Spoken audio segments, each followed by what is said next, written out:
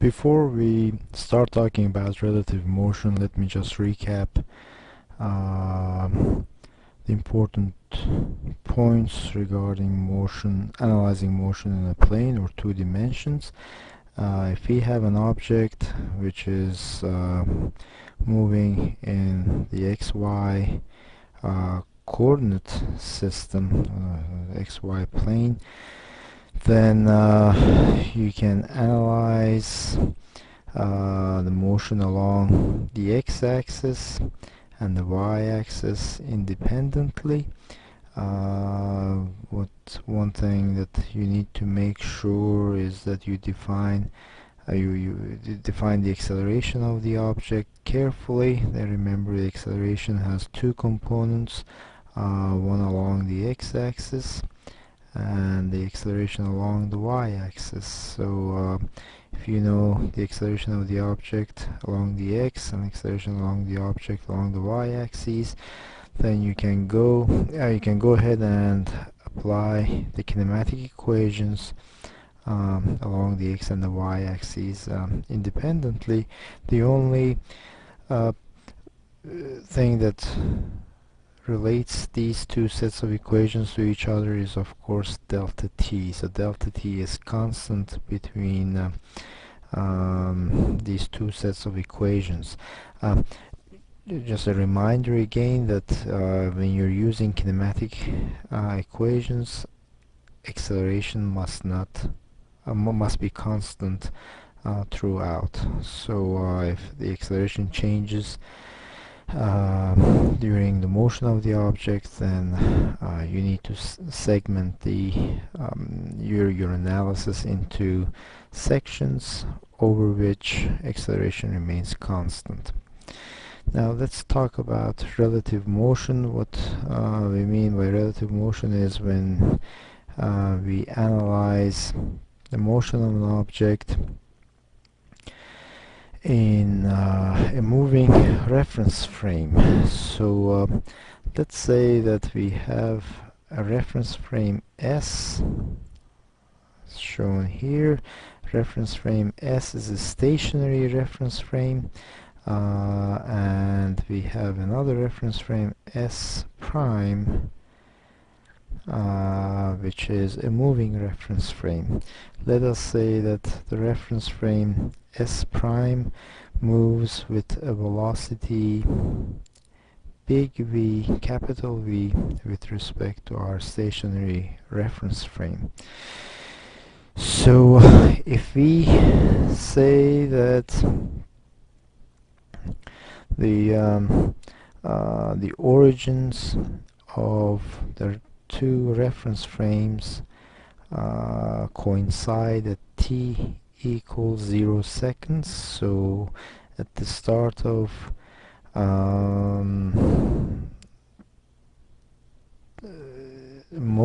at the start of the events at t equals 0 seconds, the origins of S and S0 S prime coincide.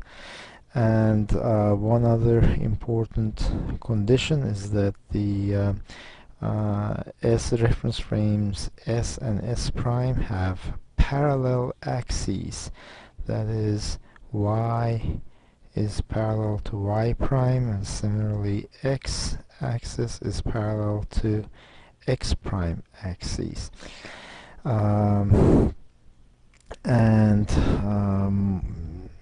Also, there's a third condition that one needs to satisfy in being able to use the transformation equations that I'm going to give you in just a second, and that is that S prime moves with constant velocity with respect to S.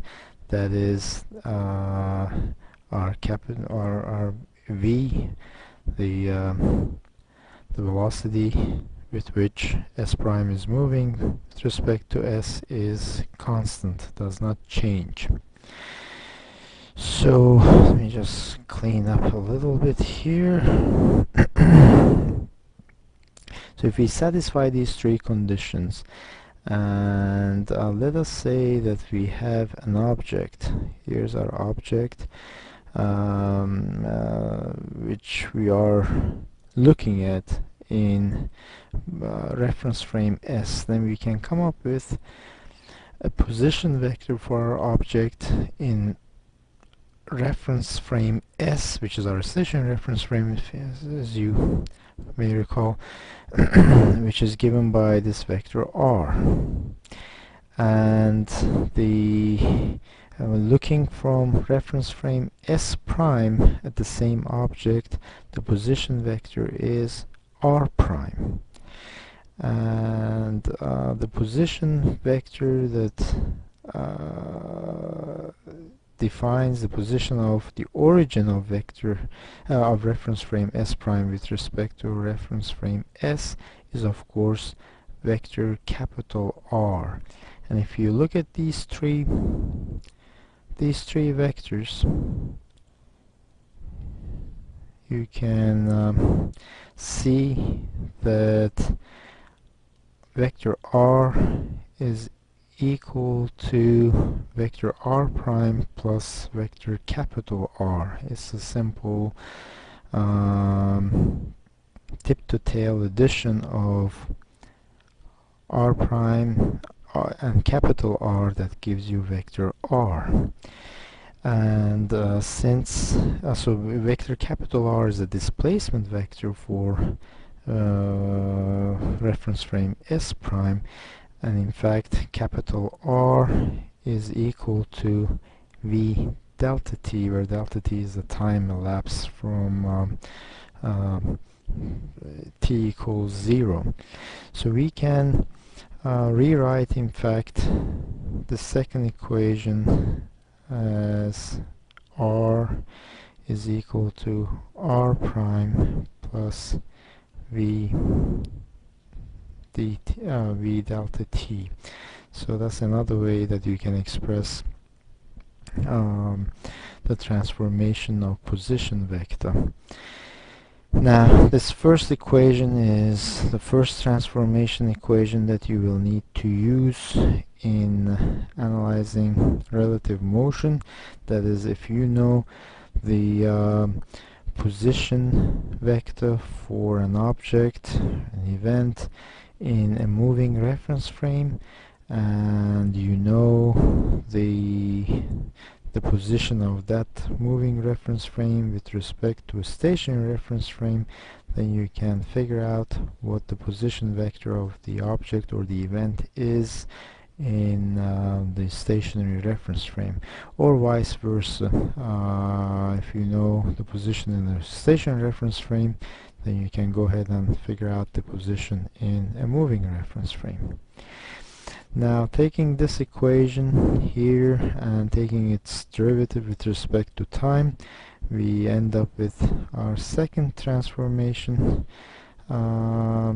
equation. These are which relates the velocity vector in each reference frame, that is velocity vector in the moving reference frame in terms of the velocity vector in the stationary reference frame.